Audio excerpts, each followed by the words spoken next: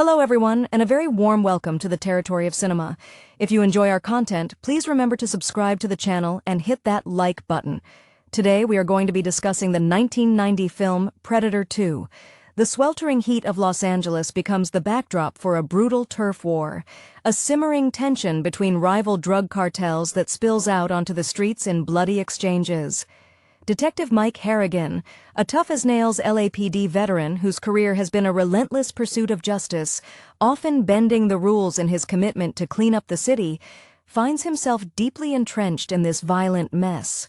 He's a man who knows the streets better than the precinct house, someone whose tenacity often puts him at odds with his superiors. One sweltering afternoon, during a massive shootout in a downtown high-rise, something inexplicable happens. Amidst the chaos of gunfire and fleeing gang members, an unseen force descends. It's not human. A strange series of deaths begins to occur, marked by bizarre, almost ritualistic mutilations, bodies found gutted, spines conspicuously missing. Harrigan, ever the skeptic but increasingly unnerved by the evidence, starts investigating a pattern that defies simple gang violence.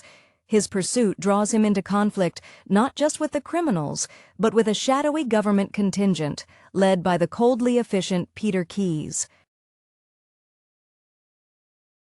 Keyes, operating under the guise of federal authority, seems more interested in containing the situation than solving the murders, possessing knowledge he refuses to share.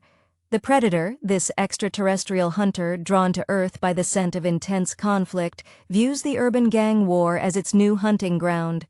It is an apex predator, utilizing advanced camouflage, plasma weaponry, and a clear trophy system focused on skulls and spines.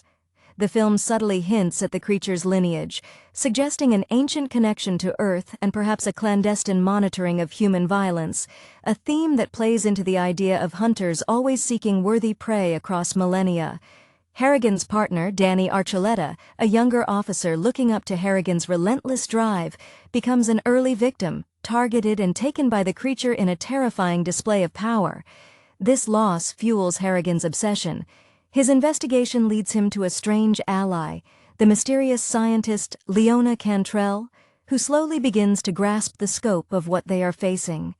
Cantrell's expertise in advanced weaponry research provides a crucial, albeit dangerous, link to understanding the Predator's technology. The climax moves from the concrete jungle to the rooftop of a massive building, a slaughterhouse transformed into an arena. Harrigan realizes Keyes and his team are not saviors. They are merely cleanup crew, tasked with retrieving the alien technology and eliminating witnesses. The confrontation becomes a three-way battle, Harrigan against the surviving gang members, Keyes' agents attempting to secure the creature, and the Predator itself asserting its dominance. After witnessing the brutal efficiency of the Predator and surviving an encounter where Keyes' agents are swiftly dispatched, Harrigan is left alone with the alien hunter. He strips away the futuristic weaponry, forcing the fight onto a more primal level, using his wits, his experience in street fighting, and ultimately a crude but effective weapon, an antique axe he finds among the building's maintenance supplies. It is a testament to human grit against superior technology. Harrigan defeats the creature, disabling it in a savage hand-to-hand struggle, proving that raw determination can overcome even the most technologically advanced foe. As the city's chaos subsides and the sun begins to rise over the defeated hunters, Harrigan stands amidst the wreckage. Before the arrival of the remaining authorities, a silent, otherworldly ship descends from the clouds, retrieving the fallen Predator. As it departs, Harrigan and Cantrell watch, understanding that this was merely a skirmish, not the end of the visitation. The implication hangs heavily in the air. The hunters have been here before, and they will surely return to the next great battlefield. The Los Angeles Harrigan patrols is not merely a city, it is a pressure cooker, its asphalt streets radiating a heat that mirrors the simmering bloodlust of its inhabitants. Harrigan himself is a man forged in this heat, his face etched with the exhaustion of countless late nights staring down the barrel of urban decay. He doesn't carry the slick authority of desk-bound cops, he carries the weight of experience, a reputation earned through sheer, stubborn refusal to let the bastards win. His disdain for protocol is legendary, often leading to reprimands that barely slow his momentum.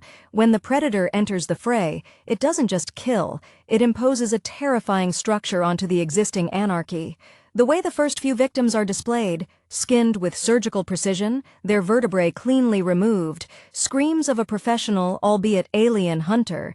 This is not the impulsive violence of street thugs, this is ritualistic sport. Harrigan's initial reaction is professional skepticism battling visceral dread.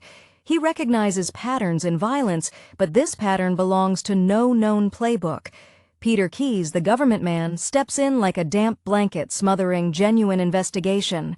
Keyes exudes a chilling corporate detachment, his every perfectly tailored suit seeming to contain 1,000 classified documents. He views Harrigan not as a detective, but as an obstacle to asset recovery. Keyes' team, armed with futuristic tech far beyond what the LAPD possesses, operates under a mandate of absolute secrecy, subtly shifting the narrative away from a monster and towards a conspiracy. This instantly puts Harrigan on the defensive, forcing him to fight on two fronts: the visible gang war and the invisible, technologically superior threat managed by Keyes. The loss of Danny Archuleta hits Harrigan like a physical blow. Danny represented a part of Harrigan's own career, a younger, perhaps more idealistic version of himself. Seeing Danny's remains, knowing the sheer power required to inflict such damage, moves Harrigan beyond duty into vengeance. It's a deeply personal crusade now, one fueled by the realization that if he doesn't stop this thing, no one will, especially not the bureaucrats looking to keep their alien secrets buried.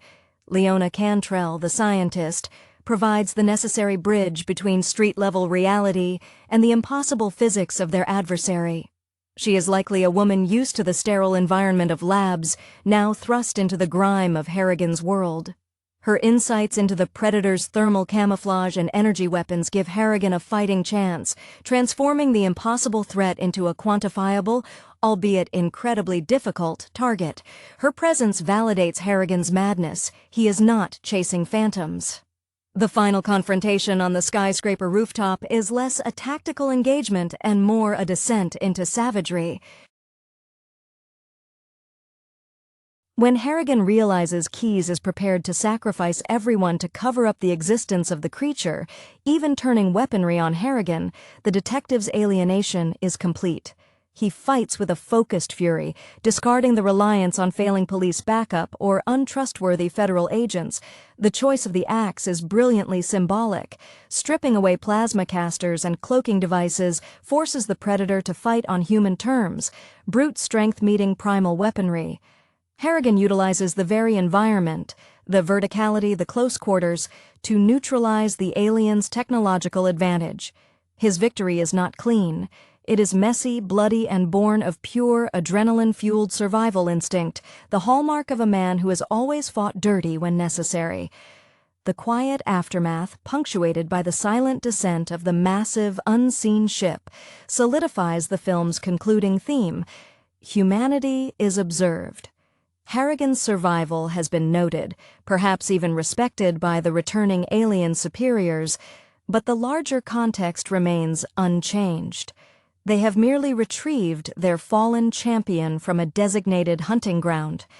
Harrigan and Cantrell are left with the chilling knowledge that the city's concrete canyons are merely temporary arenas in a much older, endless game of cosmic sport. Harrigan's exhaustion isn't just from lack of sleep. It's the bone-deep weariness of a man who has seen the worst of humanity repeated across decades of police work. He carries the scent of stale coffee and gunpowder as if they were cologne, his demeanor permanently set to a simmering distrust. He is the archetypal weary warrior, his career a testament to the fact that sometimes the only way to enforce the law is to step just outside its lines. A truth that perpetually puts him on the wrong side of the chief's door. The predator, when seen clearly for the first time by Harrigan, perhaps glimpsed through a distorted heat haze or a brief shimmer of its camouflage failing, is terrifying not just for its size, but for its utter lack of emotional investment. It moves with the dreadful efficiency of a machine designed solely for lethal collection. It views the drug lords' arsenals, the AK-47s and Uzis, as nothing more than amusing little firecrackers, toys used by the local population before the real contest begins. This clinical approach to slaughter deeply disturbs Harrigan, who understands human violence as messy and driven by passion, greed, or fear. This alien violence is simply routine. Keyes' agents, when they finally reveal their full capability, are almost as alien as the creature itself, their commitment to secrecy eclipsing any sense of moral obligation. They are an extension of the deep state, smooth-talking bureaucrats whose very presence suggests a long history of covert cleanups. Watching them attempt to use high-tech netting and sonic traps against the predator is frustrating. They are trying to catch a tiger with lace, a clear indication that even their vast resources are unprepared for a truly unknown quantity. Keyes' smug certainty that he can contain the situation is perhaps his greatest flaw, arrogance masking a deep-seated fear of public knowledge. The moment Danny dies, the world shrinks for Harrigan. It's not just the physical loss, it's the collapse of his carefully maintained professional shell. Danny's last moments are spent perhaps trying to live up to Harrigan's reputation, rushing into the impossible. Harrigan's subsequent descent into pure, focused rage is almost religious in its intensity. He stops caring about warrants, about evidence logs. His only remaining directive is retribution for his fallen brother-in-arms. This personal vendetta is what allows him to operate outside the conventional structure, a ghost hunting a ghost. Cantrell, observing the first real evidence of the creature's otherworldly biology or energy signature, must feel the vertigo of scientific discovery meeting existential threat. She is the voice of reason trying to process the illogical, likely sacrificing years of safe, theoretical research for the immediate, terrifying reality. Her collaboration with Harrigan is built on mutual necessity. He needs her brains to understand what they are fighting, and she needs his sheer audacity to survive the fight itself. She embodies the intellectual acknowledgement of the threat that Harrigan embodies through visceral action. The final confrontation is a desperate act of self-reclamation for Harrigan.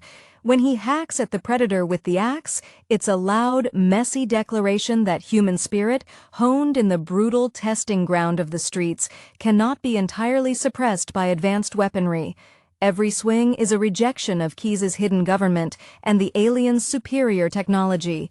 It is the triumph of the underdog, the ultimate street fighter prevailing against the odds. A familiar narrative Harrigan has lived out in smaller battles his entire career, now elevated to an interplanetary scale. The silence as the ship takes the remains is deafening, a temporary lull in a cosmic game where Los Angeles was just the latest, slightly messy arena. The quiet departure of the alien vessel leaves Harrigan and Cantrell standing on that rain-slicked rooftop, not with elation, but with a profound, unsettling sobriety.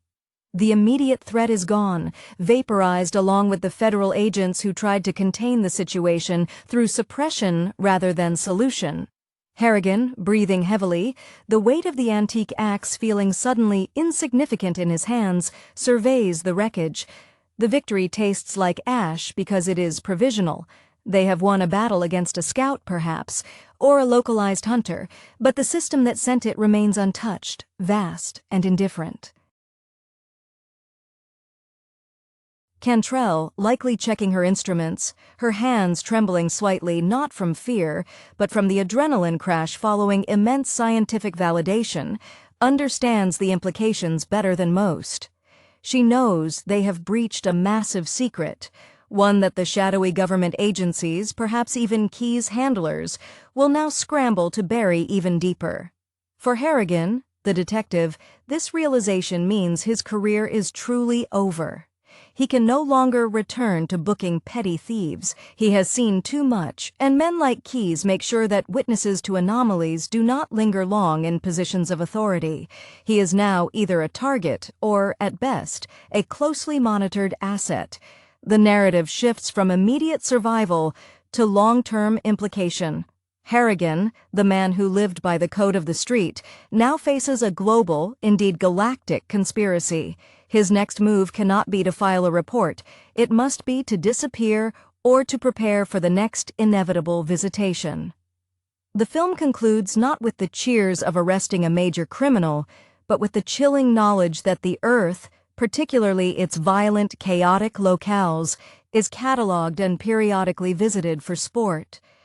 Harrigan and Cantrell exchange a look that confirms their shared, terrifying secret. They are the only two people who truly understand the scale of what hunts in the dark spaces above the concrete jungle. They are bound together now, survivors of a cosmic hunt, forever marked by the silent, imposing promise of the predator's return. The silence following the ascension of the mothership is thick, a tangible blanket woven from ozone, scorched metal, and the lingering scent of exotic alien plasma.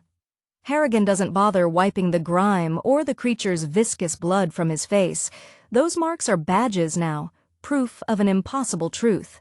His usual stoicism cracks slightly, replaced by a grim exhaustion that goes beyond the physical exertion of the fight. This wasn't just catching a killer, this was swatting at an ancient force that barely registered his existence. He looks at Cantrell, seeing in her eyes a reflection of his own disturbed understanding. The rulebook has been shredded, and the world he swore to protect is far smaller and more fragile than he ever imagined. For Cantrell, the intellectual horror is paramount. She has seen the spectral readings, the energy signatures that defy every known law of physics she was taught. Her meticulous, ordered world has been violently rearranged by a single alien trophy hunter. The victory over the creature feels hollow because she knows the real infrastructure, the bureaucracy that sends these hunters, the advanced science they possess, remains unscathed, hidden deep within government corridors. Her thoughts are already racing, planning how to document what she saw, knowing full well that any official report would land her in a padded cell or, worse, a clandestine black site run by Key's successors. She recognizes that Harrigan, the blunt instrument of justice, has accidentally become the guardian of a secret too large for any single nation to hold. Harrigan's immediate future is a study in paranoia. His legendary distrust of authority sharpens into an active survival mechanism. He glances at the empty sky, not expecting the ship to return, but anticipating the arrival of the cleanup crew, the second wave of federal agents who will arrive to secure the site, discredit all witnesses, and scrub the entire incident from public record. He knows he cannot stay on the force. Every badge, every precinct hallway, is now watched. His career as a street cop, defined by confrontations with the tangible evils of man, has ended, replaced by a grim, underground existence fighting shadows. He might trade his badge for a heavy coat and a false identity, becoming the street-level informant Cantrell needs to navigate the hidden world of extraterrestrial monitoring. Their shared glance seals an unspoken pact. It is the recognition between two people who have witnessed the curtain pulled back on reality. Harrigan offers a slight, almost imperceptible nod, a silent promise that his tenacity won't end with the axe fight.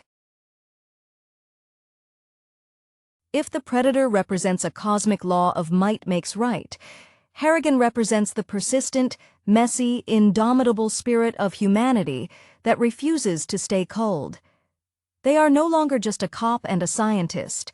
They are reluctant sentinels, forever burdened by the knowledge that the glittering skyscrapers of Los Angeles are merely a brightly lit hunting preserve for things far older and deadlier than any drug cartel.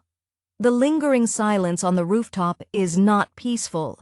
It is the tense vacuum before a massive political storm, a silence infinitely more dangerous than the gunfire that preceded it.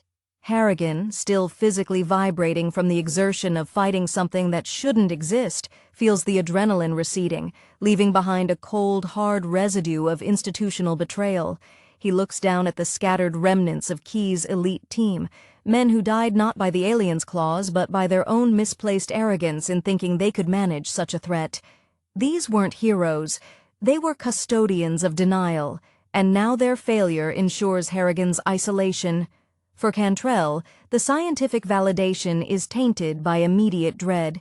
She likely clutches a small data drive or perhaps a shard of the creature's bio-armor, items that represent evidence that could dismantle global understanding of biology and physics. The thrill of discovery is instantly superseded by the grim necessity of secrecy. Her future involves furtive meetings in dimly lit diners, communicating in coded scientific jargon, trying to push her findings into the public consciousness before the official government apparatus, now alerted to a security breach of this magnitude, can neutralize her.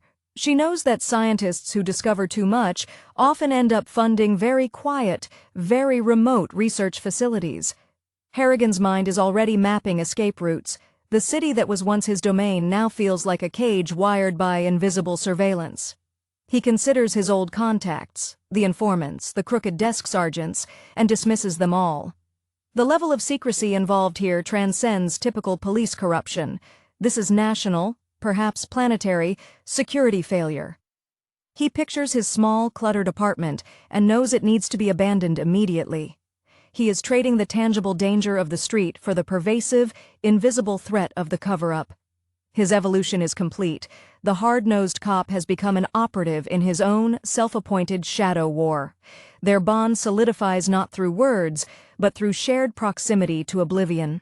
Harrigan's innate understanding of survival tactics complements Cantrell's comprehension of the alien threat. He can fight the men who will come looking for them, while she can interpret the signs of the next engagement. They are the two survivors left holding the match to ignite the truth, knowing that igniting it might also burn them alive.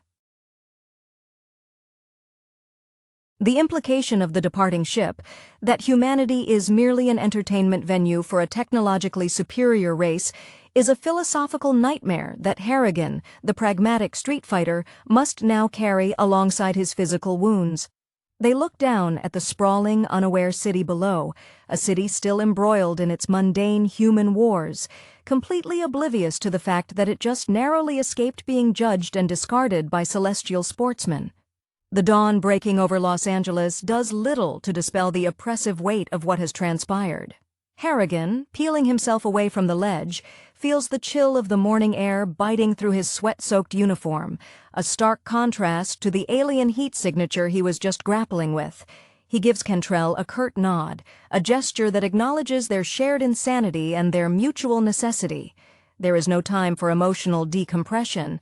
The sound of sirens, now sounding merely like local police responding to the mundane gang violence, carries a new, menacing tone. They herald the arrival of Keyes' higher-ups, the real cleanup crew. Harrigan moves with a predatory efficiency born of instinct, guiding Cantrell toward the access stairs. He's thinking several moves ahead, his mind filtering through contingencies like a hardened field commander. He needs to shed the uniform, the visible markers of his identity as an LAPD detective. His mind flashes back to years spent cultivating informants in the city's underbelly, relationships built on favors and threats. Now, those low-level connections might be his only lifeline against the federal apparatus that will soon descend on this skyscraper. He knows the official report will list the dead agents as casualties of the gang war, and Harrigan and Cantrell will be written out of the story, victims of stress, or perhaps simply martyrs to the official narrative.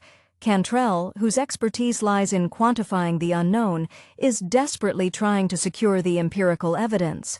She tucks away a specialized recording device, perhaps capturing residual energy signatures or even a fiber of the predator's hide, proof that defies forensic science.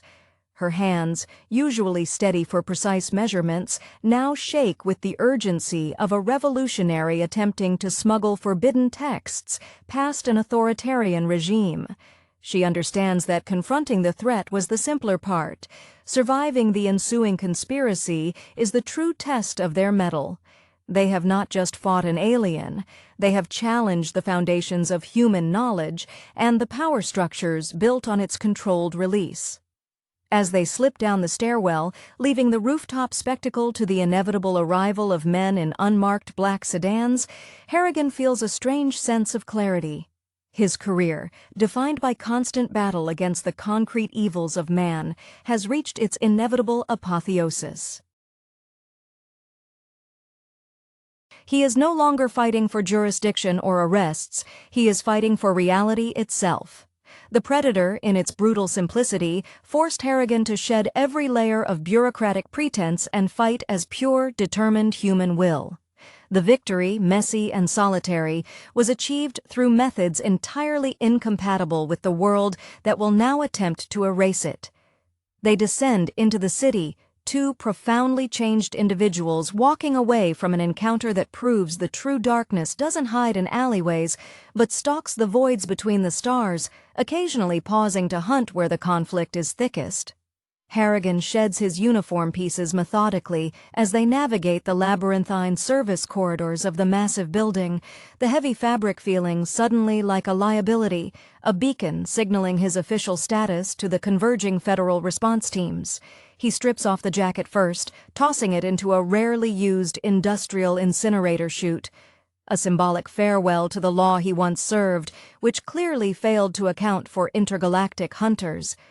His body aches, a symphony of bruises protesting every calculated movement, but the pain is a comforting anchor to reality, a testament that he is indeed flesh and blood, unlike the phantom government agents they just evaded.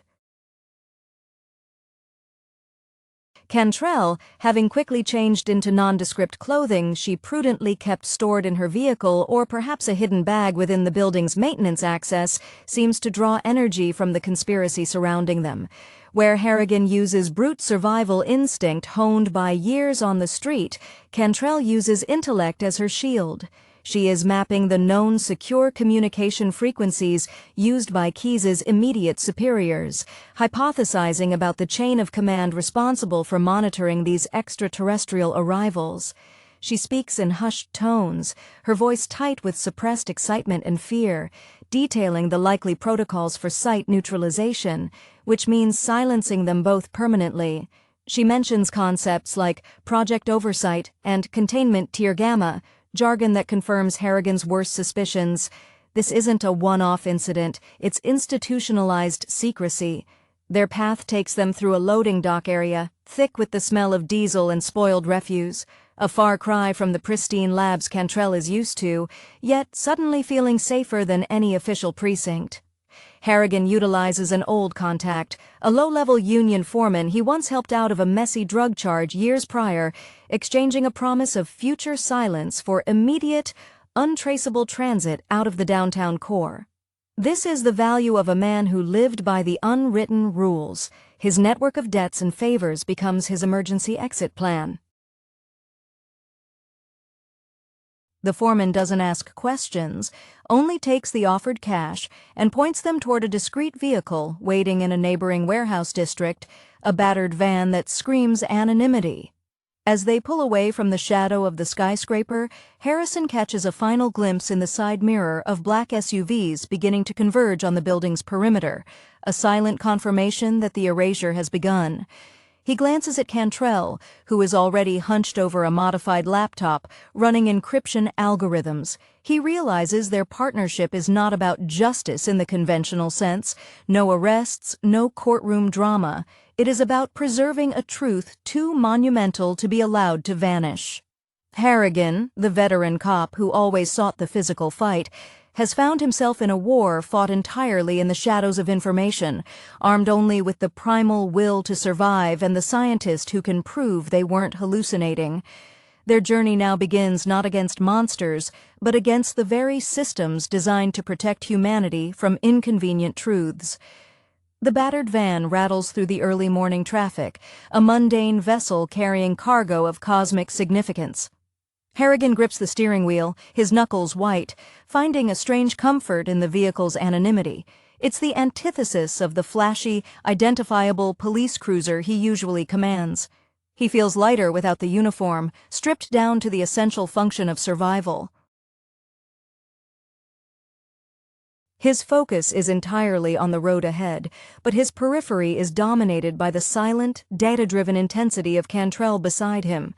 She embodies the intellectual firepower he desperately needs, yet her very presence is a constant, flashing danger sign, the living proof of the classified anomaly.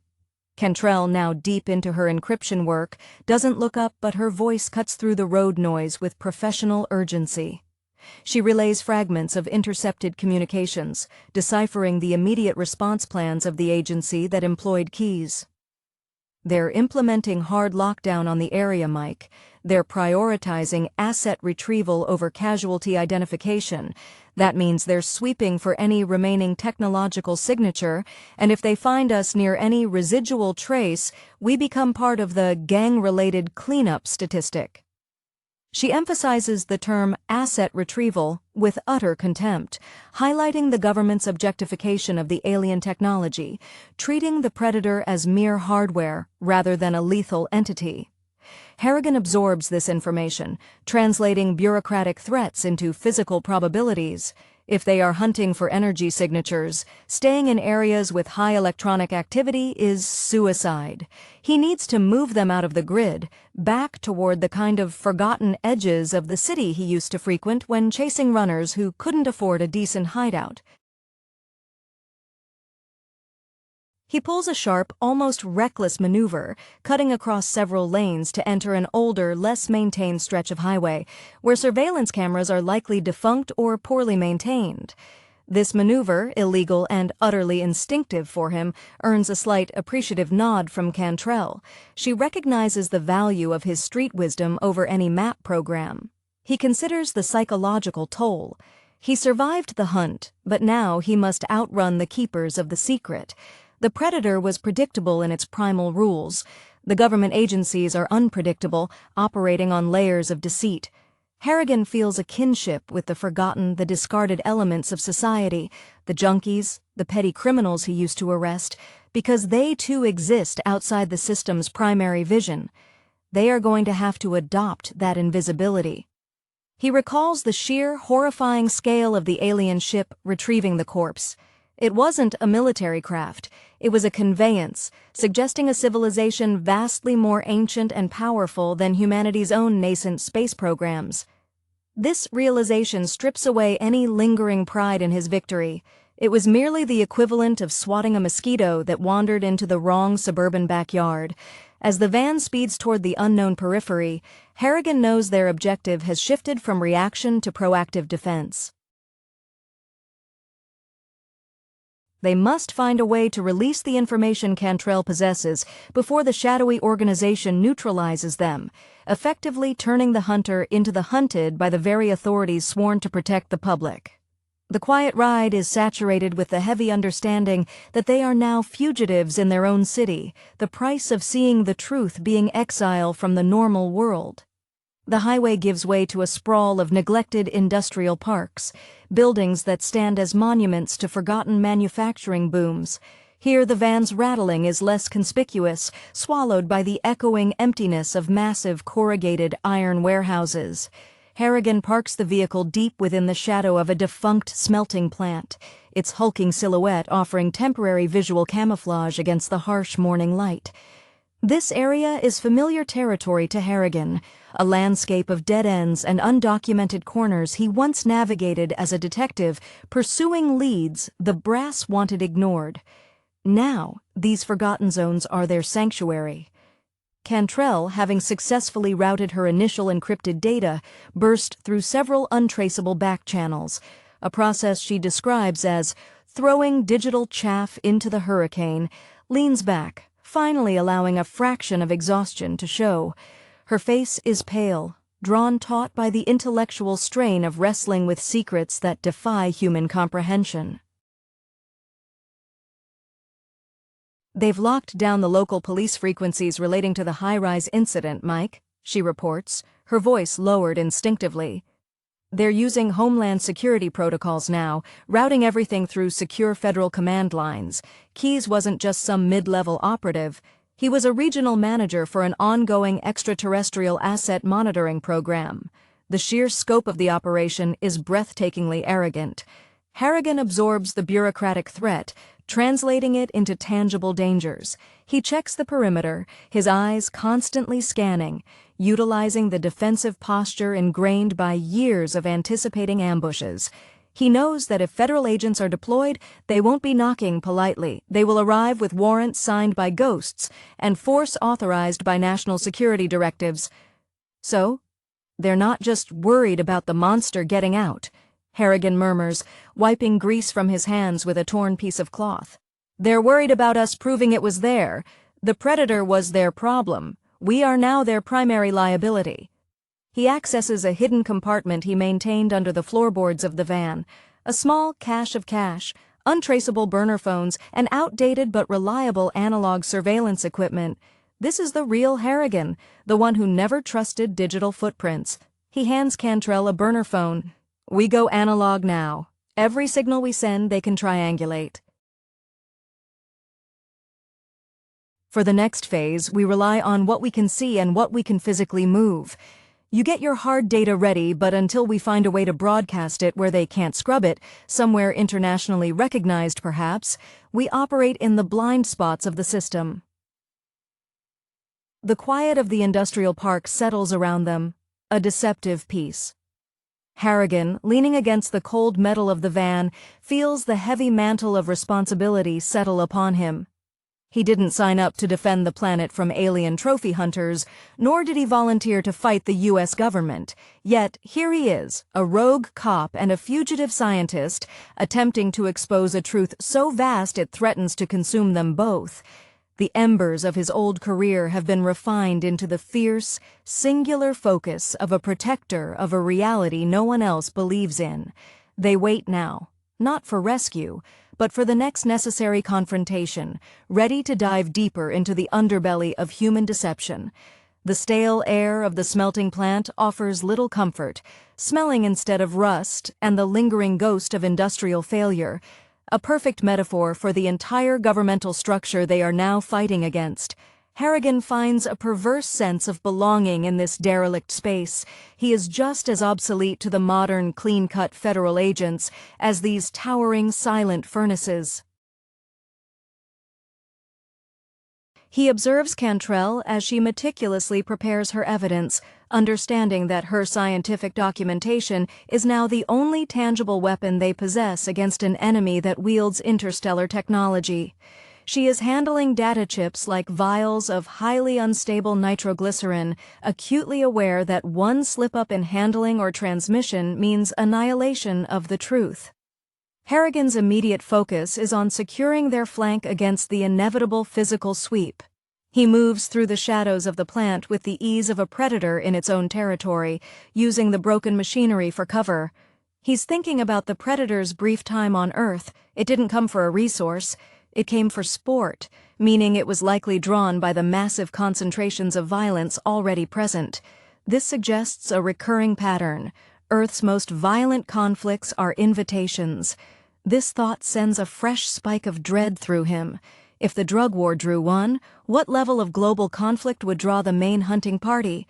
Cantrell shares a critical piece of intercepted intelligence, her voice a strained whisper over the analog handset. They're using a triangulation grid based on residual plasma energy spikes. If we stay too long in this vicinity, the heat signature, however faint, will guide them right to us. Keyes' protocols were incredibly thorough, Mike. They expected failure and had contingency plans ready to erase every trace of the incident. This confirms Harrigan's fear.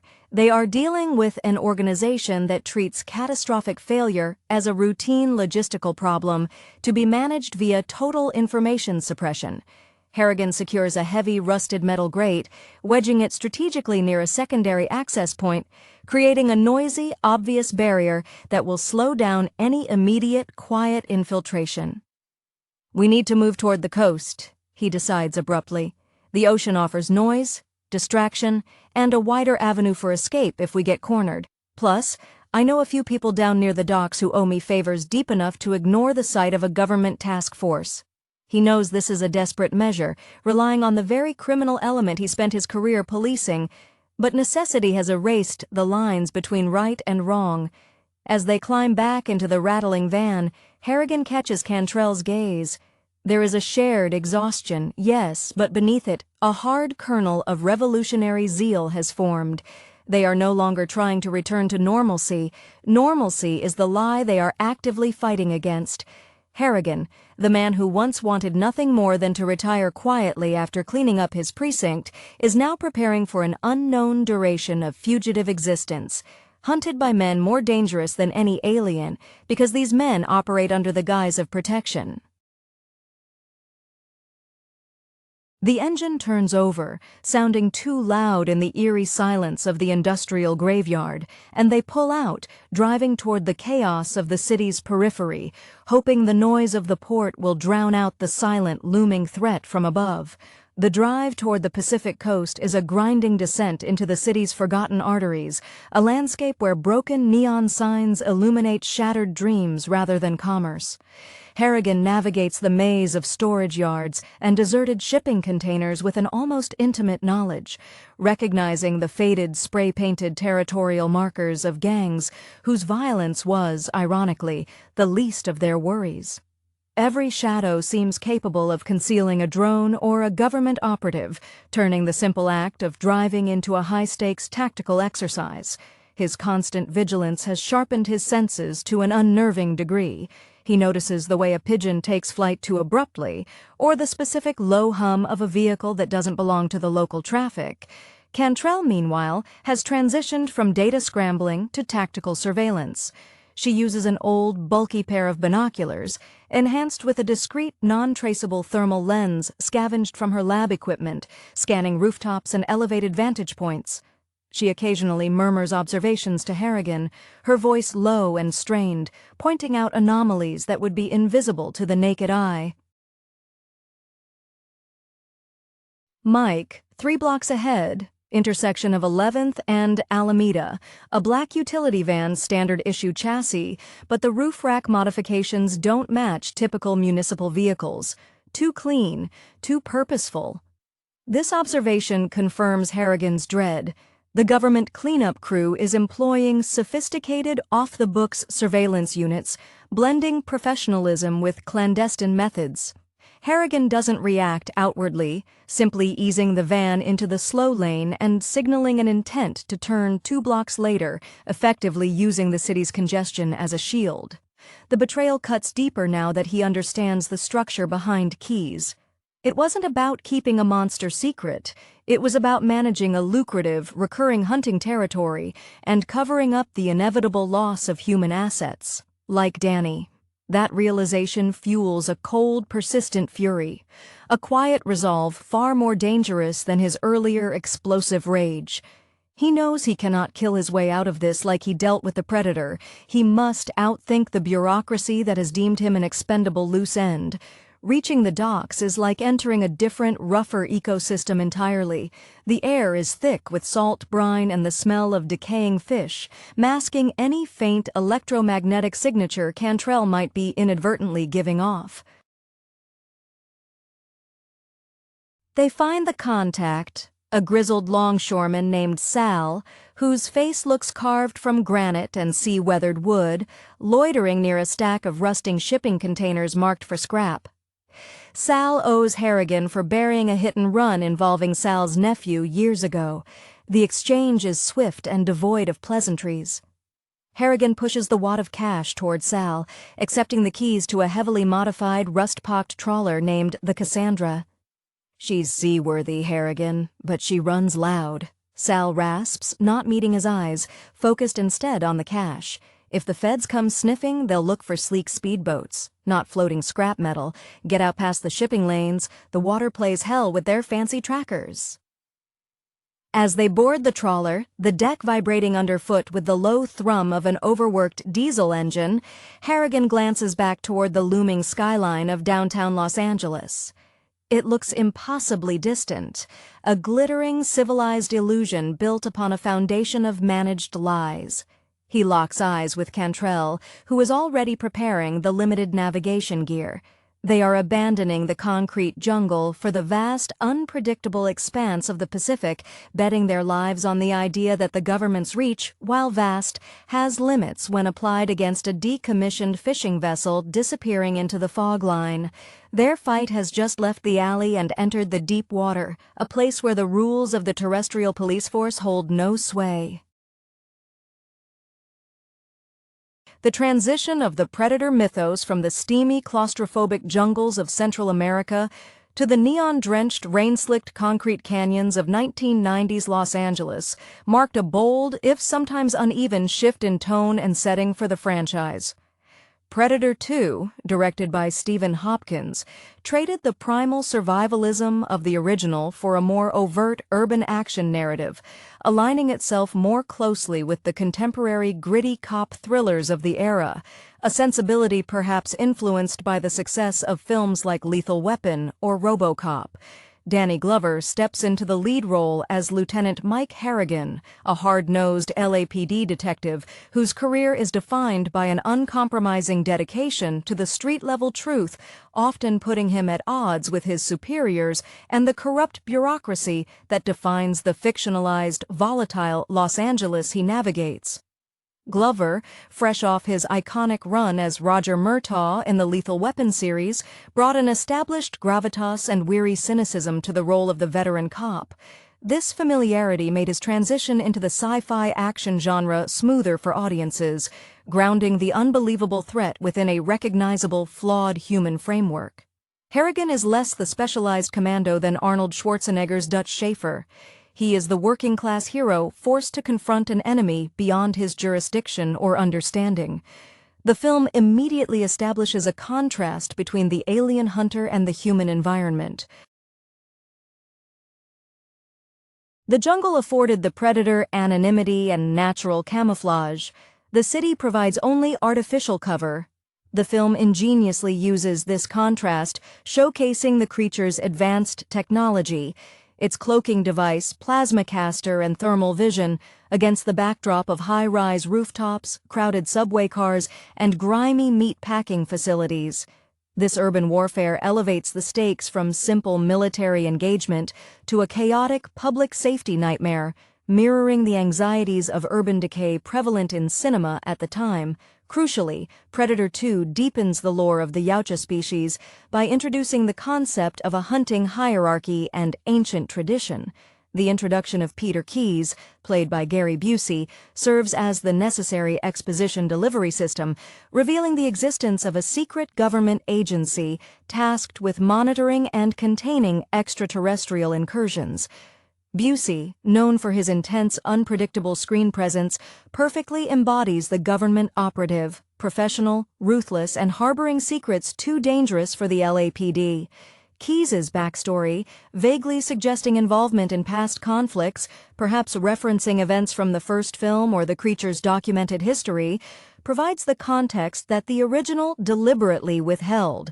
The film's narrative structure is clearly modeled on the buddy cop Chaut's straight-shooter dynamic, pairing Harrigan with the more politically astute Detective Leona Cantrell, Mariah Gilliam.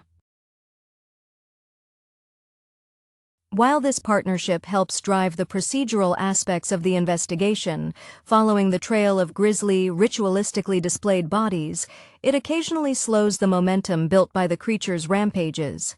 The centerpiece of the film's world-building is the revelation that the predators are not aimless invaders, but cyclical hunters who visit Earth, adhering to a code that dictates hunting worthy adversaries. The climax aboard the derelict vessel orbiting Earth, a floating trophy room built over centuries, is a massive expansion of the franchise's scope. It confirms that humanity is but one of many hunting grounds. The arrival of the elder predator, who judges Harrigan worthy after the final confrontation with the city hunter, effectively bestows a degree of respect upon the protagonist, framing the victory not as a simple killing, but as a successful passing of a formidable trial. This moment establishes the narrative groundwork for the eventual shared universe with the Alien franchise, explicitly displaying the xenomorph skull among the trophy wall, a piece of fan service that cemented the crossover potential. While some critics found the film derivative or less focused than its predecessor, Predator 2 succeeded in widening the canvas. It took the tightly wound suspense of a jungle hunt and stretched it across an entire cityscape, demonstrating that the creature's adaptability was as formidable as its firepower, transforming the alien hunter from a jungle ghost into a metropolitan menace. The decision to transpose the conflict into the oppressive heat and concrete labyrinth of Los Angeles immediately shifted the emotional temperature of the narrative. Where the first film evoked a visceral fear rooted in isolation and the unknown dangers lurking just beyond the tree line, Predator 2 taps into the pervasive urban paranoia of the early 90s, a fear of unseen threats operating within established systems, whether they be rival gangs or shadowy government entities. Harrigan embodies this street-level vigilance. Glover plays him with a deep-seated, righteous anger, born from years of seeing injustice swallowed by red tape. His pursuit of the Predator is not initially about saving the world. It is intensely personal, fueled by the failure to bring down the drug cartel leader El Scorpio, whose operation is brutally interrupted by the aliens' arrival. Harrigan's frustration becomes palpable as every lead is shut down, every piece of evidence is dismissed by his superiors, who are themselves being manipulated or silenced by Keyes' clandestine unit. Mariah Gilliam's Cantrell provides a necessary counterpoint to Harrigan's bull-headed adherence to procedure.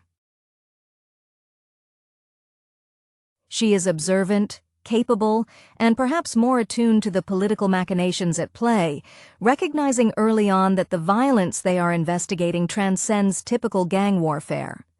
Their chemistry, though sometimes overshadowed by the spectacle of the alien, grounds the action in a believable police procedural framework.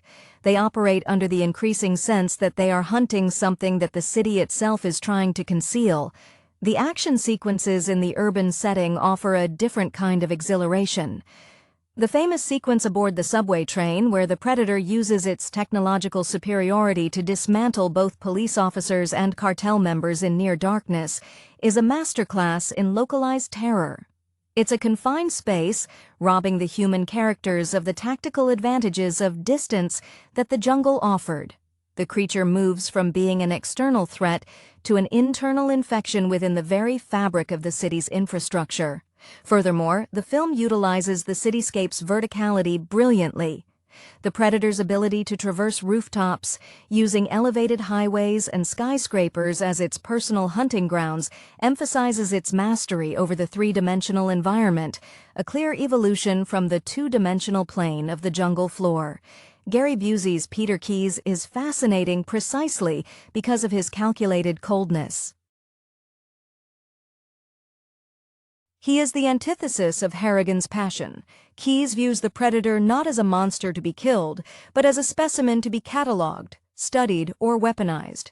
His introduction, where he calmly asserts jurisdiction over a crime scene crawling with LAPD, immediately introduces a layer of existential dread. There is a war being fought in the shadows, and the street cops are merely disposable pawns in a much larger cosmic game. This dynamic perfectly plays into the era's distrust of large, unaccountable governmental forces. The film's ambition peaks during the final act on the spaceship. This sequence is pure visual poetry, stripping away the grime of Los Angeles to reveal a cathedral dedicated to the hunt. The interior design of the ship, filled with relics from across millennia, illuminated by ethereal blue light, transforms the technological threat into a mythological one. When the elder Predator arrives, its appearance is majestic and imposing, a clear signal that Harrigan has moved beyond being a mere pest exterminator to being a warrior worthy of acknowledgement by an ancient civilization. The passing of the ceremonial spear is the narrative's ultimate validation of Harrigan's tenacity and courage. He survived the ultimate proving ground. This moment retroactively sanctifies the chaotic, often messy policing work of the preceding 90 minutes, elevating Harrigan's survival to legendary status within the Predator canon, a true warrior inheriting the mantle of respect that was denied to the less honorable cartel leaders or the bureaucratic government agents. The emotional resonance of Predator 2, despite its focus on large-scale action set pieces, hinges significantly on Harrigan's personal disillusionment. Danny Glover portrays the exhaustion of a good cop operating in a profoundly corrupt system. His weariness is etched in his posture, making his eventual revitalization in the face of the alien threat all the more cathartic for the audience. When Harrigan throws down his standard-issue firearm in favor of an antique ceremonial weapon presented by the Elder, it signifies a conscious rejection of the flawed human institutions he has been fighting against: the drug lords, the internal affairs investigations, and the deceitful government agents. He chooses the purity of the hunt, the honorable fight, over the murkiness of civic duty compromised by corruption. The portrayal of the cartel hierarchy, particularly El Scorpio, serves as an essential narrative foil to the Predator. Scorpio and his men are vicious, territorial, and technologically armed by human standards, yet their savagery is shown to be crude and ultimately ineffective against the Yautja's discipline and advanced technology. The Predator doesn't just kill Scorpio. It executes him with a cold, ritualistic efficiency that exposes the cartel's power as ephemeral and self-destructive. This contrast reinforces the theme that human power struggles are petty distractions compared to the forces operating on a cosmic scale.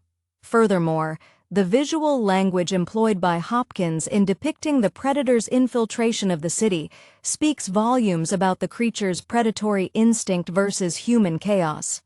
The scenes where the Predator moves silently through busy, densely populated areas, utilizing sewer systems, ventilation shafts, and construction sites, create a persistent undercurrent of dread. Unlike the open-air stalking of the jungle, the city forces Harrigan to confront threats in enclosed spaces where sound and vision are distorted by artificial environments. The blinding glare of neon signs, the echoing tunnels, the steam rising from manholes acting as temporary, deceptive cover. This forces Harrigan into the aggressive, close-quarters combat style that Glover excels at portraying, channeling the sheer force of his established action persona. Mariah Gilliam's Cantrell is more than just a supporting officer. She represents the nascent possibility of seeing beyond the immediate confines of police work. Her initial skepticism gradually morphs into horrified understanding as she witnesses the sheer impossibility of the aliens' capabilities.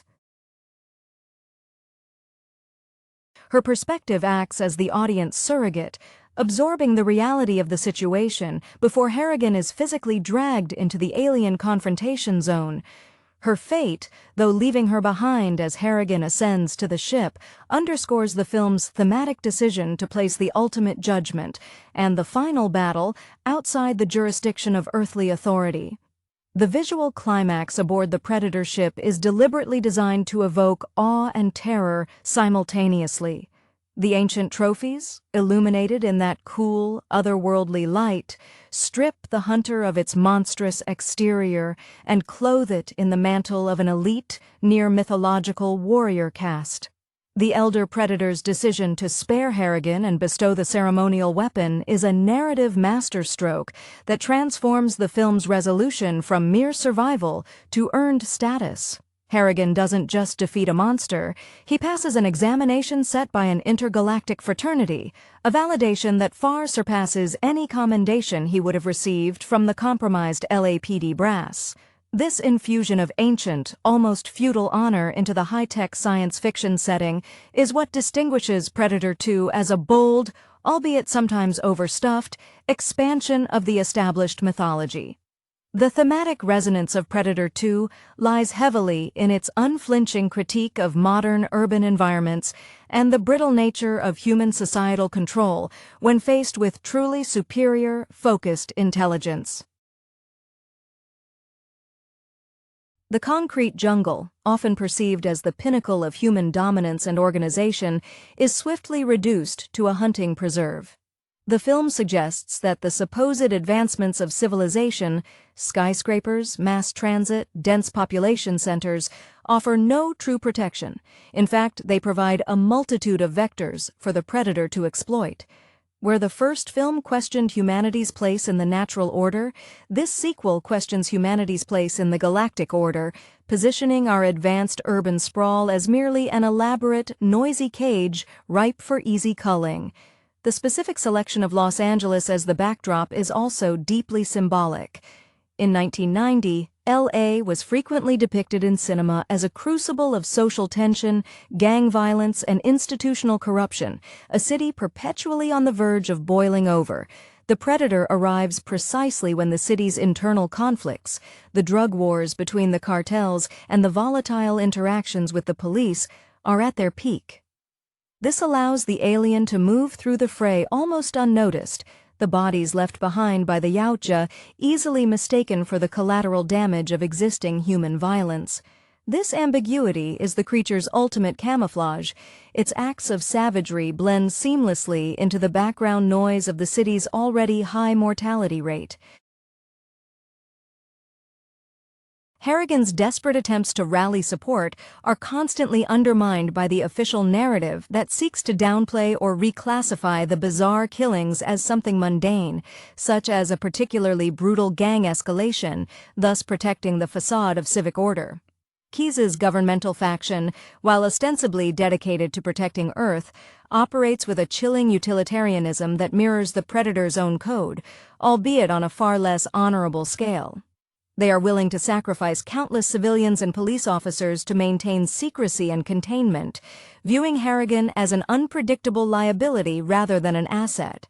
This mirrors the tension between specialized military intelligence operatives and uniformed street police found in countless action films. The higher you go up the chain of command, the less human the concerns become. Keyes's final, tragic confrontation is swift and ignominious, demonstrating that even the most prepared human agency is utterly outclassed when facing a foe that operates outside the known rules of engagement and terrestrial politics. His death serves as a harsh lesson. Mastery of terrestrial secrets does not equate to mastery of cosmic threats. The film's ending, with Harrigan being recognized by the Elder and given the ceremonial spear, provides a final, bittersweet, emotional release. It's a victory secured not through governmental backing or technological superiority, but through sheer personal grit, mirroring the foundational ethos of the lone, principled hero who distrusts the system. Harrigan's fate after receiving the spear, implied to be exiled or recruited into this clandestine intergalactic society, suggests that his true place was never within the LAPD, but among those who meet existential threats head-on, irrespective of the bureaucracy trying to manage them. He ascends from the grime of the city streets to the cold, pristine halls of intergalactic tradition, having proven that individual honor still holds currency, even against species that view Earth history as mere background noise for an annual hunt. The enduring fascination with Predator 2 lies in its successful transplantation of mythic combat into a thoroughly modern, cynical landscape, a move that inherently raised the narrative stakes concerning human agency. The conflict in the jungle was existential, survival against nature's apex predator. The conflict in Los Angeles is societal, survival against a hidden, overwhelming force that exploits human weaknesses, particularly our reliance on established infrastructure and our tendency toward self-destruction through internal strife. The Predator becomes a terrifying external manifestation of the city's latent violence, turning gang warfare into an appetizer for its main course. Harrigan's descent into the Predator's territory is marked by increasing alienation. As he gets closer to the truth, he sheds his professional attire and adherence to procedure, physically and metaphorically shedding the constraints of the LAPD. The visual shift from the brightly lit chaos of police raids to the utter blackness of the tunnels, or the eerie, silent ascent to the rooftops parallels his transition from being a functioning civic servant to a singular warrior operating outside all recognized authority. Glover's performance excels here. The shift from annoyed, weary detective to focused, driven hunter is not instantaneous, but earned through escalating loss and disbelief, culminating in the moment he realizes his own department is actively obstructing him. The visual presentation of the city hunter predator itself also reflects its urban adaptation. While retaining the armored silhouette of its predecessor, the city hunter seems faster, more agile, perhaps relying more heavily on stealth and technological disruption, jamming communications, causing power surges, rather than brute force ambushes in dense foliage. Its plasma caster shots against the city skyline or ripping through the metal superstructure of the subway cars are designed to evoke a visceral reaction of technological helplessness. Human weaponry, even heavy machine guns deployed by the police task force, proves utterly inadequate, reinforcing the theme that humanity is currently only fielding light weaponry against a fully armored, scientifically superior adversary. The dynamic between Keyes and Harrigan is crucial for exploring the film's philosophy on alien contact. Keyes, representing the secretive, highly funded apparatus of the state, believes in containment through obliteration and compartmentalization. His perspective is inherently limiting. He sees the predator as a resource problem or a security threat that must be suppressed for political stability. Harrigan, the street cop, sees the creature as a tangible, immediate threat that has crossed a clear moral line by attacking civilians and law enforcement indiscriminately. This ideological clash means that, even when working toward the same immediate goal, stopping the creature, they are fundamentally working at cross purposes. Keyes's failure confirms the film's suspicion that institutional power, when focused solely on concealment, is fatally flawed in confronting true novelty.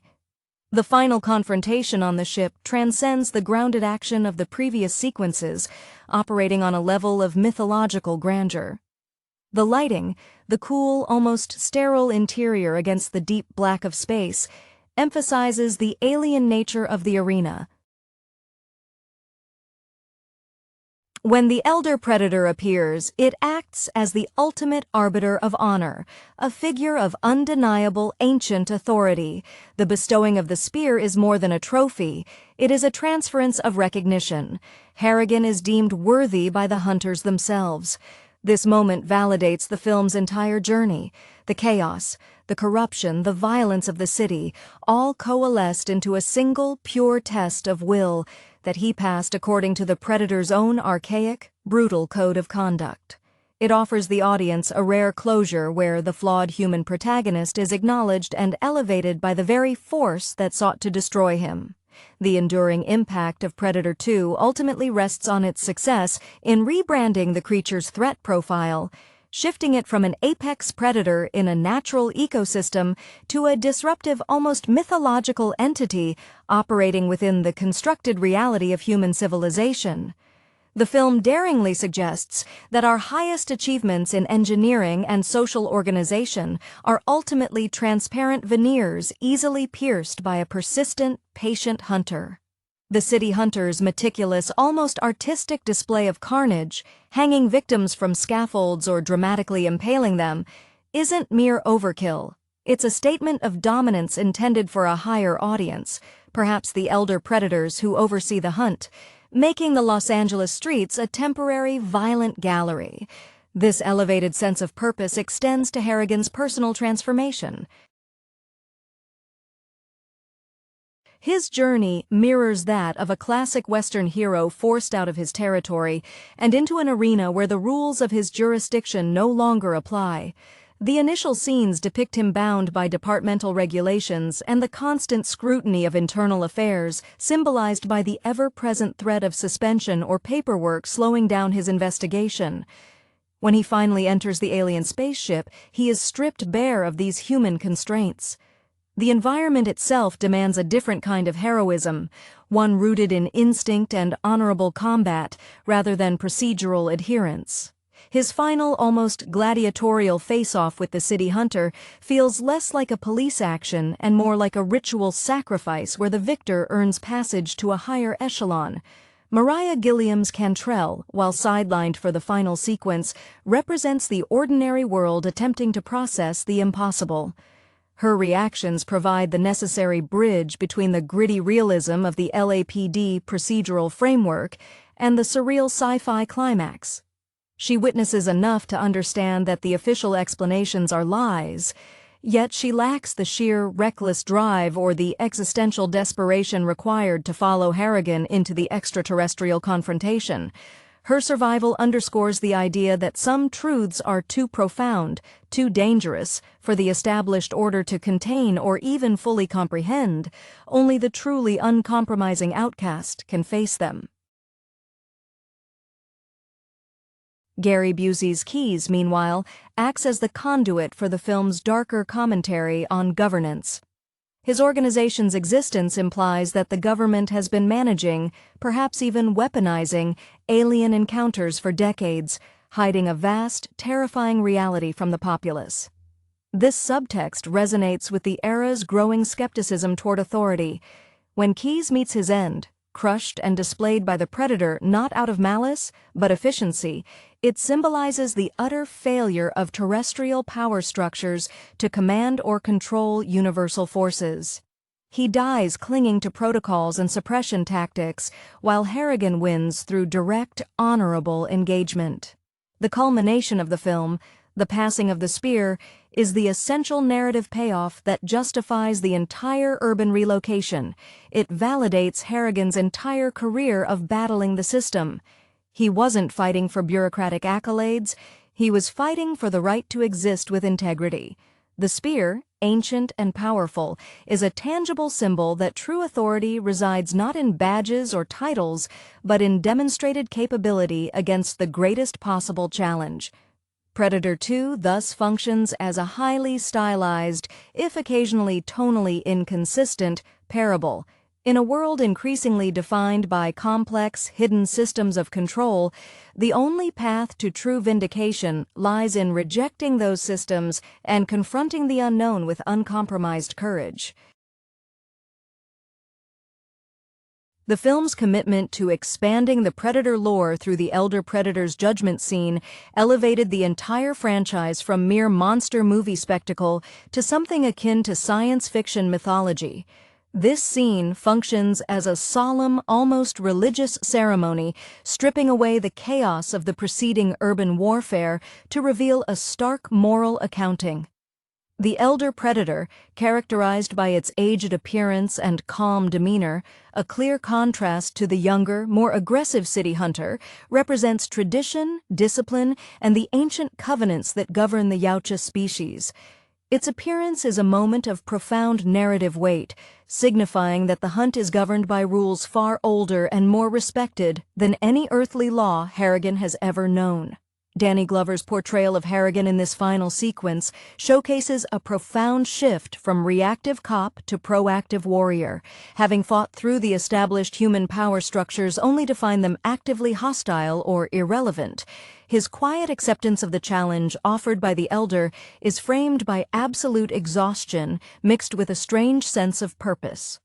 He doesn't argue or question the celestial judgment, he simply understands that this is the final trial.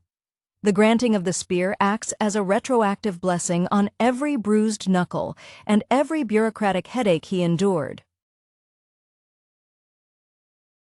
It suggests that the true measure of a man, in the eyes of the universe, is not his success in upholding local ordinances, but his willingness to face overwhelming odds honorably. This notion aligns with the romantic ideal of the warrior archetype, a concept that action cinema often struggles to integrate convincingly alongside modern police procedure. Furthermore, the aesthetic contrast between the city hunter's jungle-derived plasma technology and the sheer antiquity of the Elder's vessel is deliberately jarring.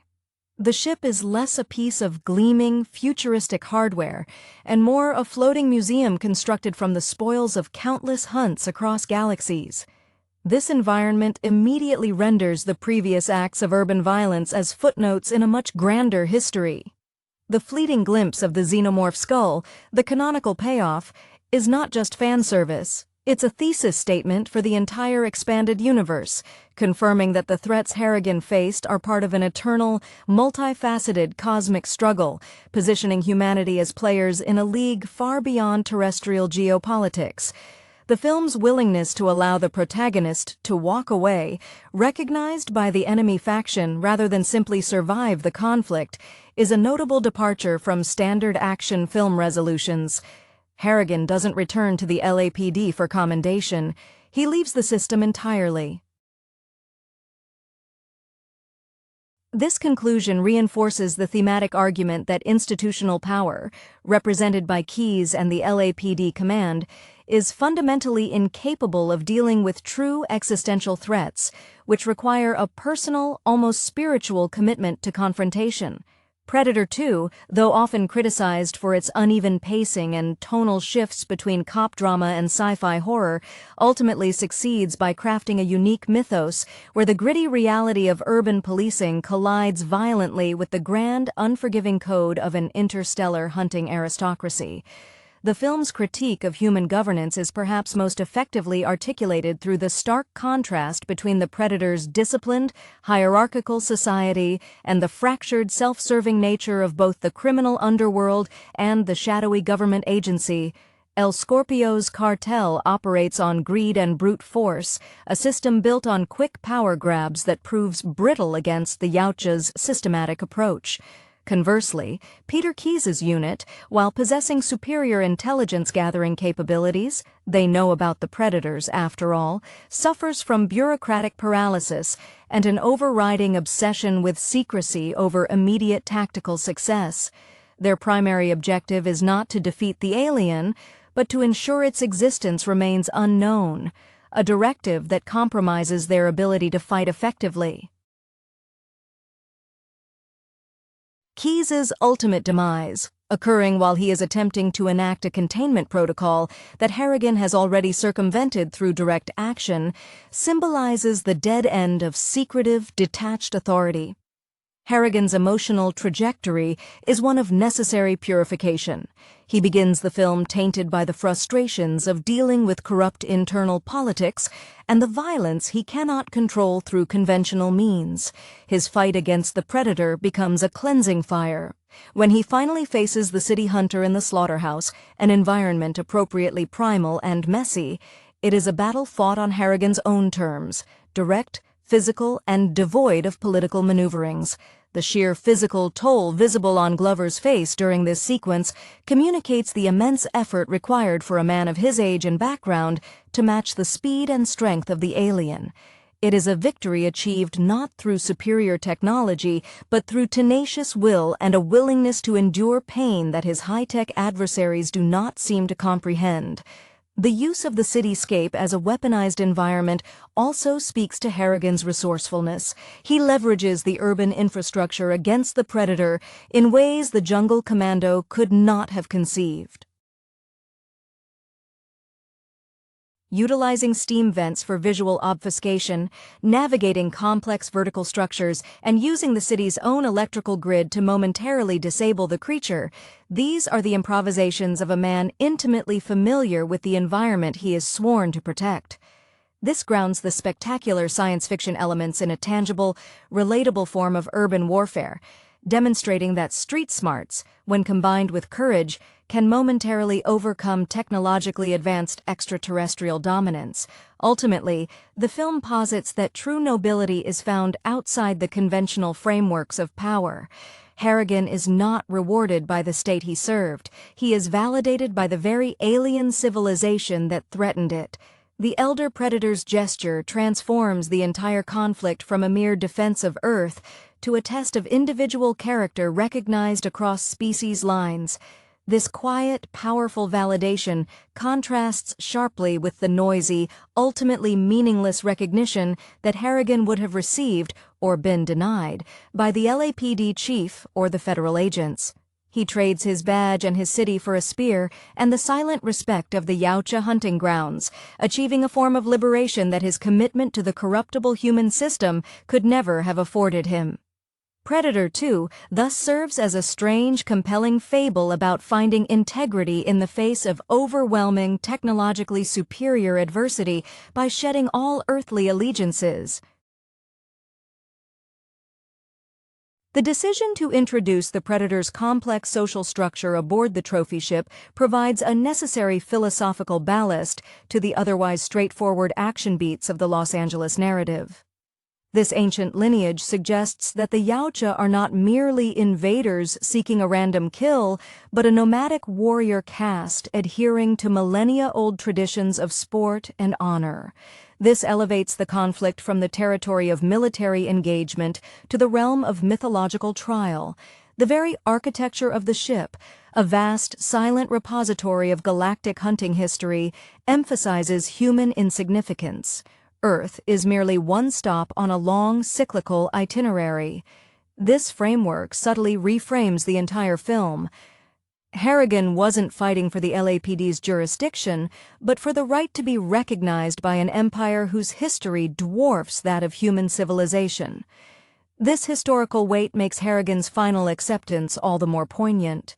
When the elder predator presents the ceremonial weapon, it is an act of profound respect, acknowledging Harrigan's success in adhering to the spirit of the hunt, courage, tenacity, and lethal efficiency, even without understanding the full context of the game. This honor is a direct repudiation of the methods employed by both the cartels and Keyes' agents. Scorpio sought power through brute materialism. Keyes sought control through clandestine manipulation. Harrigan, through sheer personal will, achieved a form of supremacy through honorable confrontation. Danny Glover's face in that moment, weary but accepting, suggests an understanding that this new status comes with a different, perhaps heavier burden, the acknowledgement of forces that cannot be legislated or contained by human means. Mariah Gilliam's Cantrell, having witnessed the impossibility of the threat and the duplicity of the government agents, is left behind to reconcile the unbelievable with the mundane reality of the city. Her future is one of internal conflict. How does one return to writing police reports after seeing alien spacecraft and ritualistic alien warriors? She serves as the narrative anchor to the recognizable world, the one that must now fabricate explanations for the mass casualties and the sudden disappearance of both the city hunter and Peter Keyes. Her survival represents the persistence of the system, even when that system has been fundamentally proven inadequate to deal with the actual scope of reality. Furthermore, the city hunter's distinctive thermal vision mask and weapon array, juxtaposed against the archaic design cues of the elder predator's vessel, highlights the generational gaps even within the Yautja society. The city hunter is the reckless youth eager to prove itself against the novelty of an urban environment, perhaps underestimating the resilience of a seasoned street cop like Harrigan. The elder represents the wisdom that judges the younger generation's performance. Harrigan defeats the upstart, thereby earning the approval of the tradition keepers. This internal hierarchy within the alien species adds necessary depth, ensuring the film isn't simply about human versus alien, but about competence versus recklessness, honor versus ambition, viewed through an extraterrestrial lens. The film successfully argues that while technology may change, the core virtues of the warrior remain constant, regardless of whether that warrior is an LAPD lieutenant or an intergalactic trophy collector. The stark contrast between the visceral, on-the-ground policing led by Harrigan and the detached, sterile surveillance operated by Keyes illuminates the film's central tension regarding authority and truth. Harrigan, the embodiment of the principled old-school detective, trusts only what he can see, touch, and fight directly. His reality is the blood-stained pavement and the immediate, tangible threat posed by El Scorpio's gang, or, subsequently, the Predator. In contrast, Keyes and his clandestine unit operate in a world of classified documents, satellite feeds, and absolute secrecy. They possess superior knowledge regarding the Yautja's biology and history, yet this elevated understanding renders them incapable of effective, immediate intervention. They treat the situation as an asset to be managed, a political liability to be neutralized, rather than an existential threat demanding open confrontation. Gary Busey's performance perfectly captures this chilling detachment. Keyes rarely shows emotion, viewing the escalating body count as mere acceptable losses in the process of acquiring data. The environmental warfare staged in Los Angeles also forces Harrigan into a state of heightened, almost desperate improvisation, relying on his intimate knowledge of the city's underbelly. The sequence where Harrigan lures the predator into the meatpacking facility is a masterclass in using the ordinary environment as a trap. He exploits the industrial machinery, the refrigeration units, and the hanging carcasses to create sensory confusion for the cloaked hunter. This is not the calculated military strategy seen in the first film. It is the desperate, scrappy maneuvering of a man cornered in his own territory, using every feature of his everyday surroundings, the grimy, forgotten infrastructure of the city, as a weapon. This immersion contrasts sharply with the predator's reliance on futuristic targeting systems, demonstrating that focused human intuition can briefly overcome advanced, yet inflexible, technology. Moreover, the relationship between Harrigan and Cantrell develops a subtle emotional undercurrent of mutual respect born from shared trauma.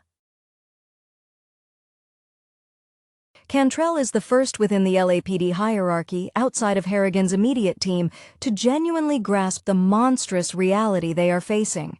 Her initial skepticism gives way to a horrified awe, and she moves past the procedural need to label the situation, choosing instead to trust Harrigan's instincts when all official channels suggest he is delusional or dangerous. Her decision to ultimately provide backup, even as Keyes asserts federal control, is an act of professional loyalty that transcends the typical buddy cop trope, signaling her recognition that Harrigan is fighting a battle beyond standard police training. The sheer spectacle of the alien vessel's reveal serves as the definitive break from terrestrial concerns. It is a deliberate, jarring intrusion of the sublime into the gritty reality of the preceding two acts. The ancient, cavernous interior, seemingly untouched by human engineering or aesthetic, dwarfs the high-tech gear carried by Keyes' team. This sets the stage for the judgment. Harrigan's victory against the city hunter is proven in the eyes of the Elder, not by whether he killed the creature, but by how he conducted himself during the fight. He emerged with his personal honor intact, a concept seemingly alien to the government agents who prioritize cover-ups over confrontation. The spear he receives is the physical manifestation of this hard-won integrity, a cosmic credential earned outside the broken systems of Earth, allowing him to walk away from the wreckage of the city, and the wreckage of his career, with something far more valuable than a commendation.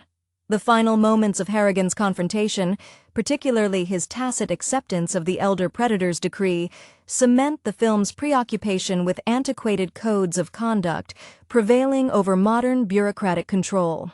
The Elder Predator, by sparing Harrigan and bestowing the ceremonial trophy, implies that the city hunter failed not just tactically, but ethically, by engaging in a hunt against an adversary it perceived as beneath its established standards, or perhaps by becoming too reckless amidst the chaotic urban sprawl. Harrigan's victory is thus validated as a moral one within the Yautja's rigid framework, suggesting that in the face of truly alien powers, human virtues like tenacity and sheer fighting spirit, qualities often suppressed by modern police work, are the only currency that matters. The visual representation of the Predator's trophy room serves as a potent narrative device, functioning as a gallery of cosmic dominance. Seeing the xenomorph skull is not just an Easter egg, it confirms that the Yautja actively police and interact with a universe teeming with formidable threats, establishing a clear, though unspoken, hierarchy of danger that places humanity somewhere in the middle, deemed worthy of a challenging sport, but certainly not rulers of their own domain. This ancient, vast scope immediately minimizes the stakes of the preceding gang wars and corrupt LAPD politics, rendering them trivial when viewed against millennia of interstellar conquest and ritual. Danny Glover's final departure, walking away from the scene as the elder ship silently ascends, leaves a profound ambiguity about his future. He hasn't rejoined society.